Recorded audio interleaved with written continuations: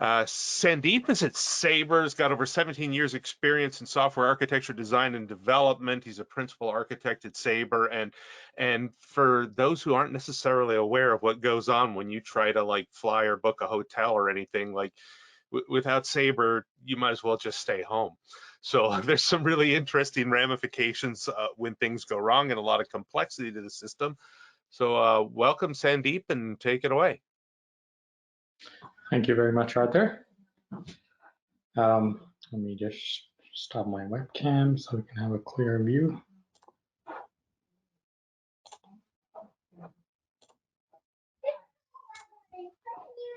All right. Thank you for this opportunity to be present here with you all. And I'm going to talk something about how we at Sabre were able to virtualize our web services and validate some of our API and data interactions. And so I think by now, with the previous presentations that we have seen from both Ryan and Herminio, I think we were able to understand the real significance and importance of having to virtualize our services. And so I just want to take you through the journey of the we had in Sabre very recently in terms of service virtualization. Before we get to that, just a little bit about Sabre, who we are.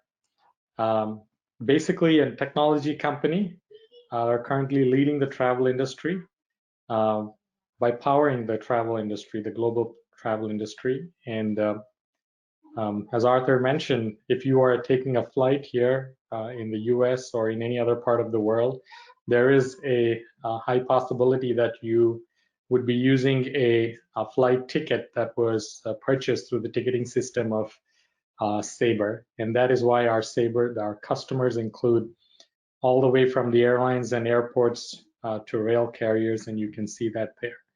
And so anything to do with travel industry, we are a global distribution system, a GDS, that hosts a lot of data. And so typically in a Sabre minute, this is what we're looking at. We have about 1,500 people boarding their flight powered by Sabre systems, and all the way around, you can take a look at what happens in a typical minute where Sabre is involved.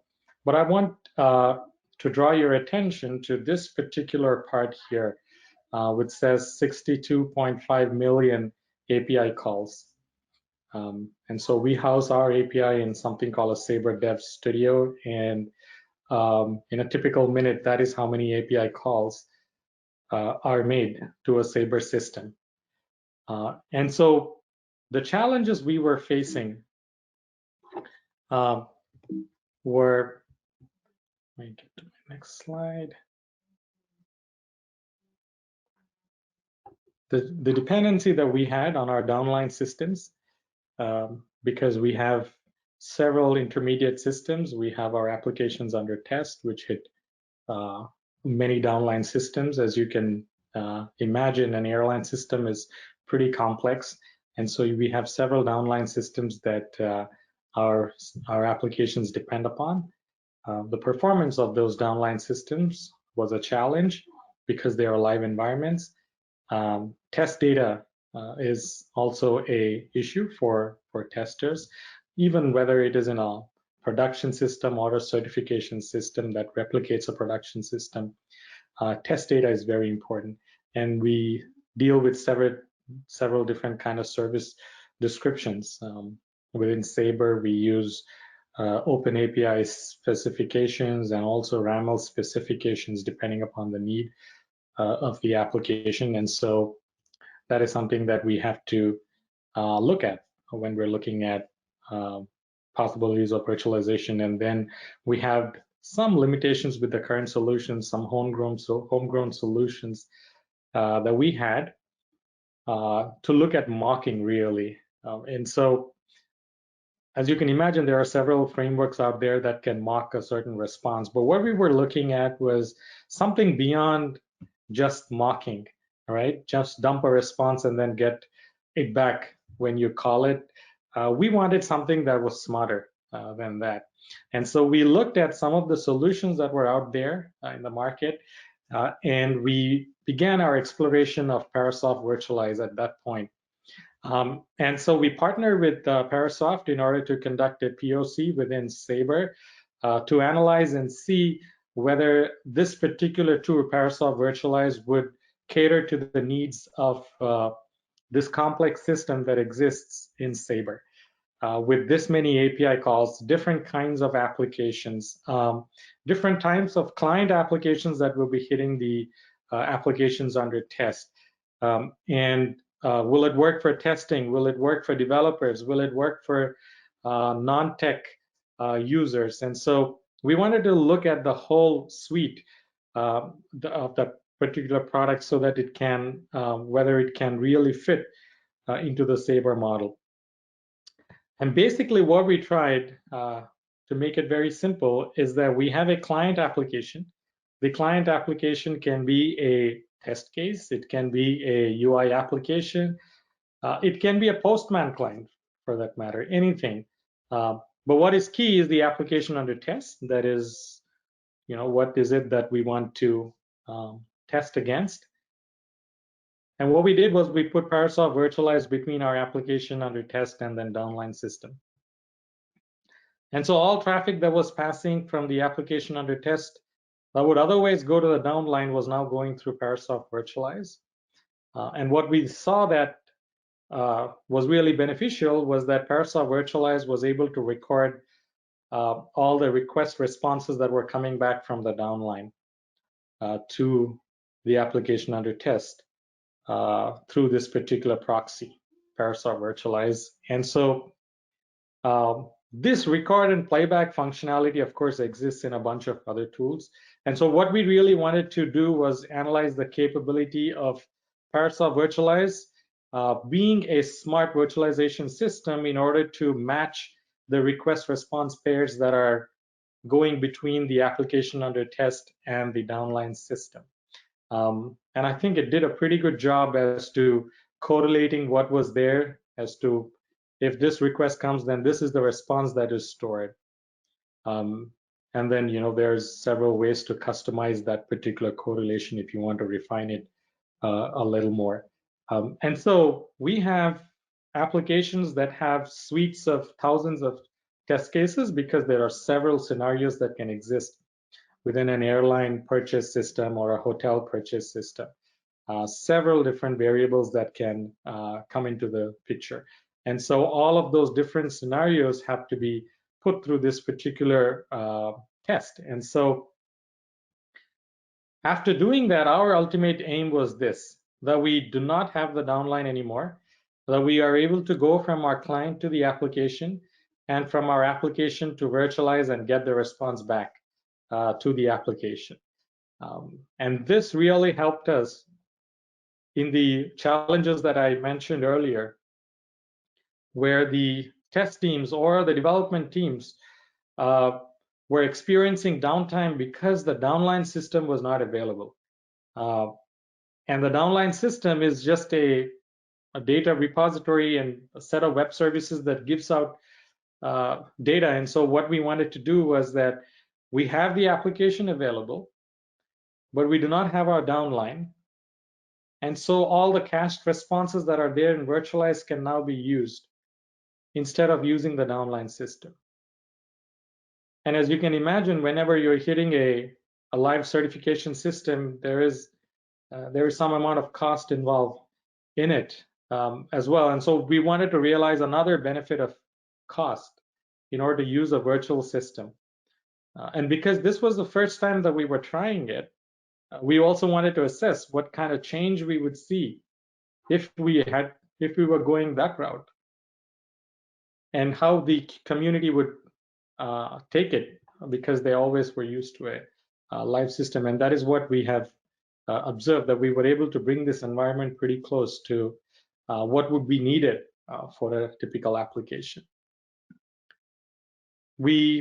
Our aim was to create and consume these virtual services, create them from the recorded traffic. And so if you are running test cases, And if you have 1,000 test cases, then you ought to have those services in place that can return a response back whenever that test case hits the application. The application should be able to go and get you that response that is needed, and simulate these services and test environments. By first thing, what we tried was to capture the live system behavior. And so we wanted to first pass it through like a proxy and capture all the behavior from the downline and store that behavior in terms of services in Virtualize. And Virtualize gives you a real endpoint. And so you use this endpoint instead of the live endpoint. And the other way which we found useful was that even if you do not have a live system behavior, or application is not yet fully developed, it seemed like it had the capability to import a service description that exists. So if you have a Swagger spec or a RAML spec, the service is fully not developed, you could actually use the spec and generate a response. Given the schema and the data types, it would actually generate a response for you so that you can start building your tests or building your client applications based on a mock response, even without waiting for the service to be fully developed. And like I said earlier, we wanted these interactions to support both JSON and XML formats, and it looked like Parasoft Virtualize was able to cater to both of those formats. The test environment management is something that we were looking at very closely. And another feature which we found useful was the continuous testing platform that the Parasoft Virtualize has, in which you can sort of bundle groups of these virtualized services together, virtual services together into a test environment. And so when I say we have many airlines as our customers, you can imagine that we have those partitions created for separate airlines and carriers so that we can test their specific configurations and their specific data. And so even when you are creating a virtual service, bundling those virtual services together and separating them by airline or by hotel or by a client, whatever it is extremely useful, just to decouple your application from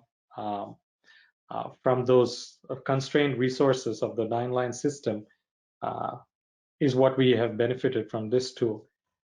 And also switching between live and virtual dependencies, both from this continuous testing platform and through a REST API directly from our code. And so if you want to move from one environment to another, you're moving from a certification environment to a staging environment where you now want to test against a live system, it looked like the change would not be, it would be extremely minimal and can be done from the code point of view, and you don't really have to go and make any other major changes or redeploy the application. Connecting to our existing pipelines, the CI infrastructure with the Virtualize plugin in Jenkins was really useful. Having a centralized asset management workspace where you can see all your centralized assets, having a dashboard to see who is utilizing what, which virtual asset, and how much and how many hits per second, and what was the performance. And one thing that we really used well was the test data, because we have several test cases, like I said, which kind of hit the same service, but they have different kinds of parameters that go. And so storing the test data separately in a MongoDB database and then replicating just the data set and then feeding the data set to a JSON response dynamically when you're responding is a very useful feature. And that is how we can repurpose data.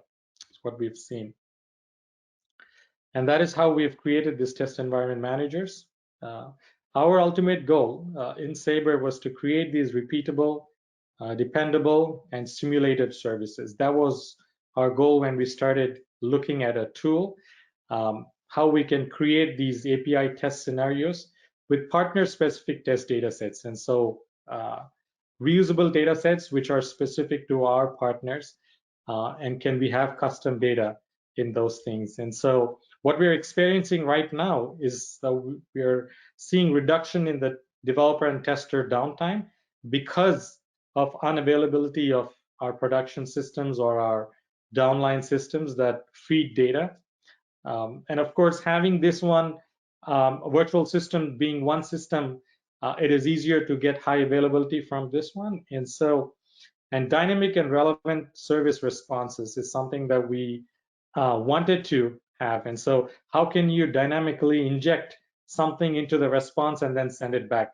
Not just what is stored there. Like, for example, let's say a date. You're searching now, you recorded it on 17 November, but you want to use the same thing on 17 December.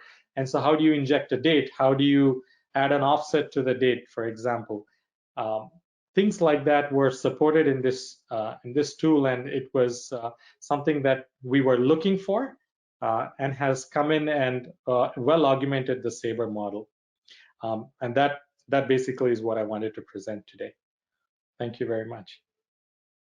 All right, great, very interesting. I love to see when people are able to somehow, reduce downtime, increase availability, and it looks like you've been very successful. We do have a couple of questions for you, and one was, are you recording your traffic in prod?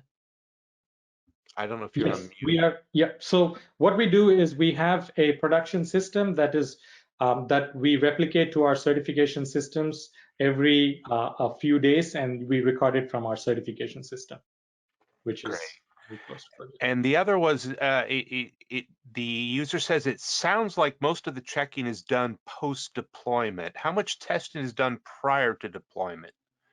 Do your devs leverage local virtual services via containers or something like that?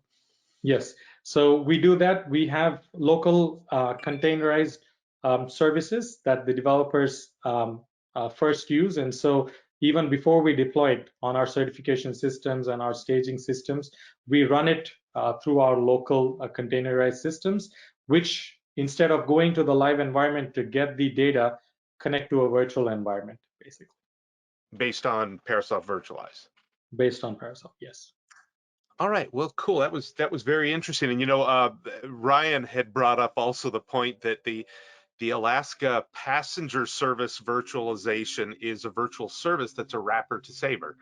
So it's interesting as we see the complexity of these systems, but like Sabre by itself is very complex, Alaska is very complex, and they're interacting as well, right? So it's just it's amazing how useful things like service virtualization are to help you get control of these things. So great information, and if we have further questions, we'll let you know. But thank you, Sandeep. Thank you.